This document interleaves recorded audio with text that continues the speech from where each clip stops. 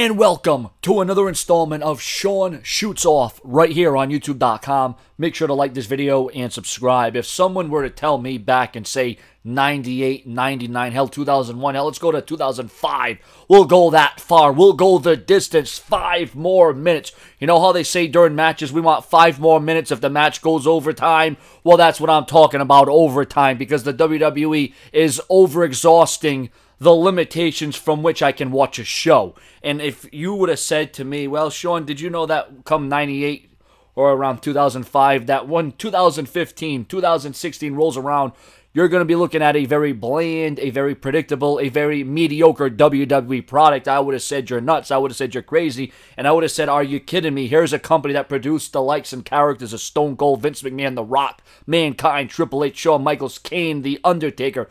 There was twists and turns. There was swerves. There was unpredictable moments. There was championship outings. There was pay-per-views that actually meant something. There was build. There was intrigue. There was importance. There was a reason to want to tune in to watch Monday Night Raw each and every week. But nowadays, the WWE are looking for answers in all the wrong places. The WWE right now are just throwing dots, and they don't know where they're throwing the dots at. They don't know what's going to come back. They don't know if something's going to bounce back. Well, I'll tell you what, the ratings sure as hell ain't bouncing back. The WWE right now is in its roughest, toughest time, and I can't recall a time when I sat back and looked at a WWE, looked at a Raw, looked at a SmackDown, and said, this is what we're getting. This is what the WWE is best at in 2015. Is this the evolution of a company that I grew up upon? A company that I knew going in was going to be financial success, was going to be popular, it was going to be Uber, it was going to be off the charts, and WWE is doing a hell of a lot of good as it concerns making money, and that's why it doesn't seem like they're concerned about ratings, and it can be the excuse of, well, there's streaming, there's online, there's the internet, there's Hulu, there's the WWE Network.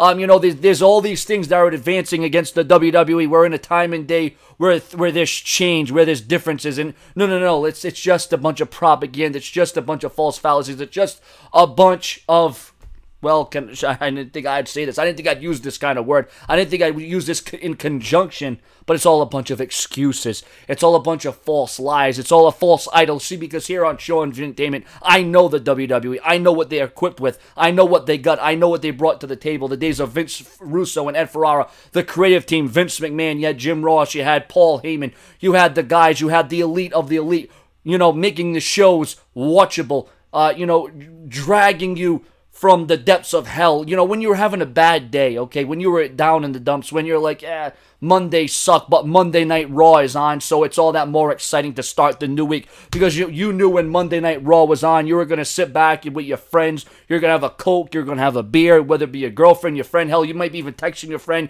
you might be on the phone with your friend, you may fall asleep with your friend, you may be with your friend, who knows, but nowadays when you watch Monday Night Raw, if you're sitting with your friend, your boyfriend, your girlfriend, you're texting, you're sexting, whatever you're doing at that moment is more better, is better, is that a word, more better? Yeah, remember they said don't use that in school. Well, I'm using it here because this is where Sean shoots off, and I'll say what I want, when I want, and can't nobody come in my way. But the bottom line is here is I'm a WWE fan. I'm a WWE supporter. I'm a WWE kiss ass. But yeah, and I'm coming on here, and do you see me kissing their ass? Do you see me coming on here and say, well, here's the thing. Here's what it all boils down to. I respect athleticism. I love the work etiquette. I enjoy the wrestling. But there comes a point where wrestling needs to be not the focal point of the show. There needs to be a time and place for talking, for wrestling, for skits, for backstage. There needs to be changes. There needs to be differences. There needs to be... They're complacent. Right now, the WWE is complacent. And they're in their little safe box right now. They're safe right where they are. And dare I say, I don't even know if we could even challenge that the WWE is PG. I don't know. It may even be just G. Remember, Vince McMahon once went on record and saying that the WWE is giving some rated G content. Well, with all these matches, I mean, you think they could come up with something better, something more unique, something that, outside the box, but then you look at the current WWE, you look at the current scope of wrestling, okay? And the WWE is once again the number one entity. They are the number one force. They are the supreme. So they kind of have that kind of backing. They can kind of pull the strings and, not give us a product that, well, we remember it by. But the WWE, they're all about the children. They're all about families, the grandpas, the granddads, the soccer moms. They're all about these kind of people.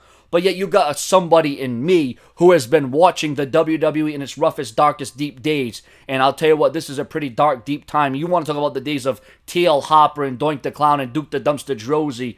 You want to talk about, those particular characters. Those, looking back, as horrible and as bad as that was, that may have been more entertaining than what we're getting, because at least they were characters. At least they were getting involved. At least they were giving something. At least, they were doing something. The bottom line is now the WWE is not doing a whole hell of a lot. There's just too many creative. There's just too much cooks in the kitchen. And why? And how can the WWE, knowing a Vince McMahon, knowing a Triple H, knowing who presses the buttons, knowing who produces the show, knowing who's in control, how can they even allow? And the WWE, they're not stupid. As dumb as it seems they are with the kind of shows they're putting forth, they are not dumb. They know what they're doing. They have their finger on the pulse.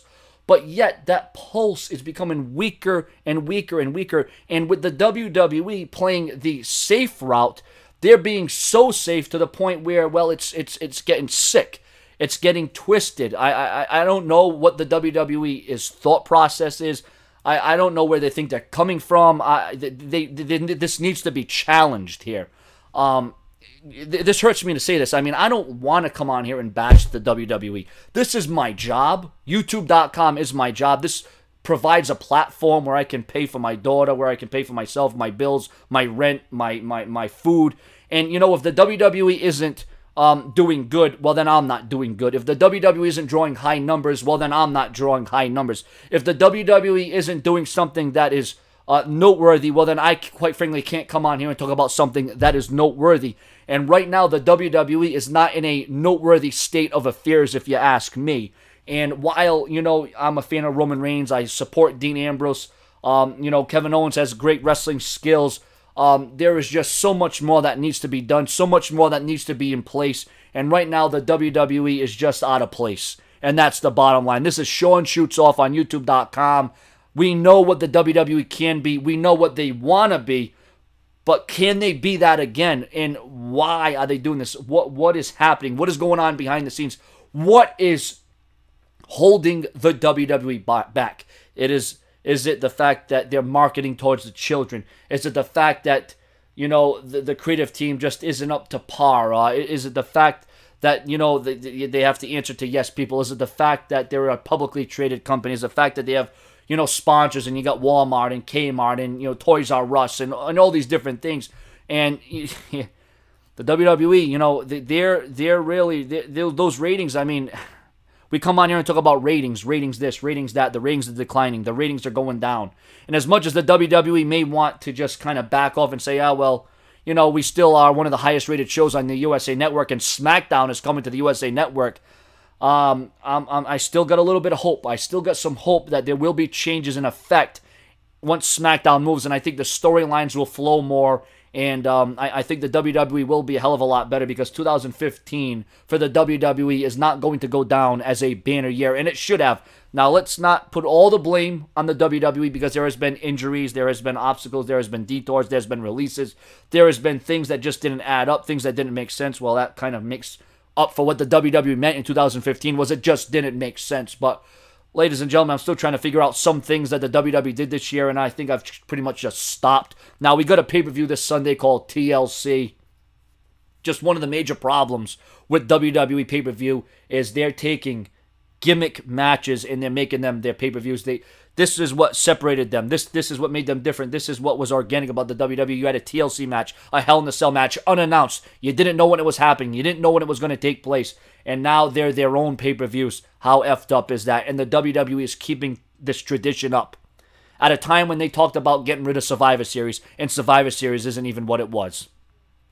Subscribe for more Sean Shoots Off, whether it be on WWE, whether it be on life, whether it be on news, whether it be on things happening around me, happening around you. Whatever it is, this is the view you're going to get, and Sean Van Diemen's going to sound off from the hip and tell you exactly what it is, how I think, how I feel at that time. No script.